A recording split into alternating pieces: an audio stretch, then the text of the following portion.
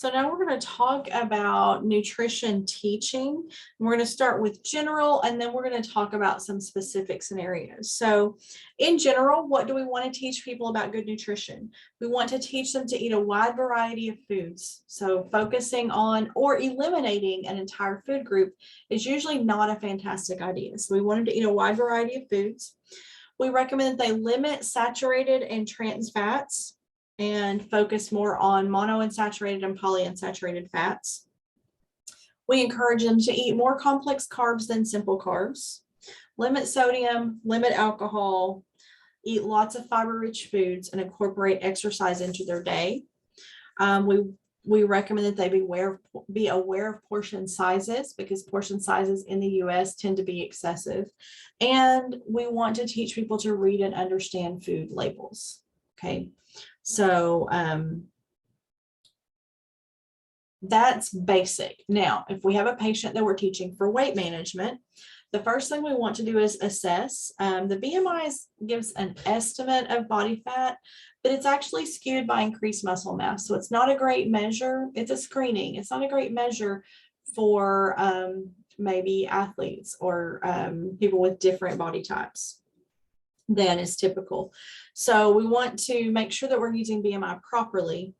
There are more accurate ways to actually measure body composition.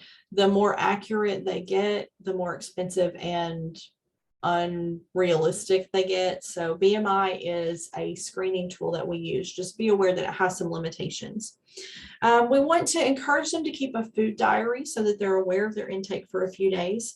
We want to encourage them to increase physical activity because that's going to increase their metabolic rate. If they increase their muscle mass a bit, then they can actually increase their resting metabolic rate as well.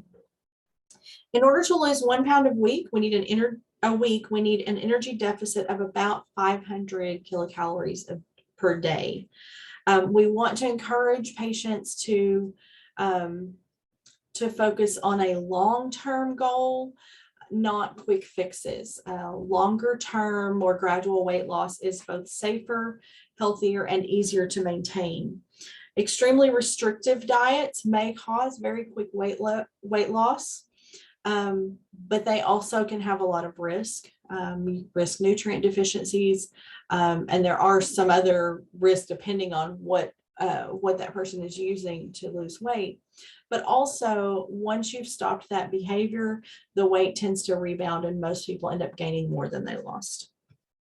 For cardiovascular health, we want to encourage patients to limit saturated fat to 10% of their calories, limit cholesterol to 300 milligrams a day, increase monounsaturated fats, and increase the soluble fiber in their diets.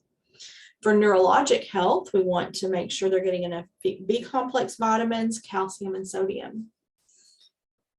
For bowel health, we want to make sure they're getting plenty of water, plenty of fiber, at least 5 servings of fruit and vegetables per day.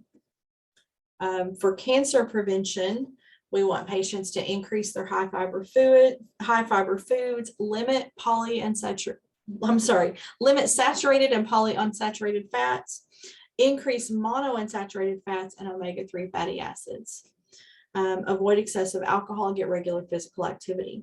So there's a lot of overlap with the general healthy diet, but if you have a patient that has a specific concern, you can focus that a little bit more. Patients are more likely to buy into what we're teaching if we're focusing on their concerns. The next video is going to be about food safety, which is another thing we need to teach our patients.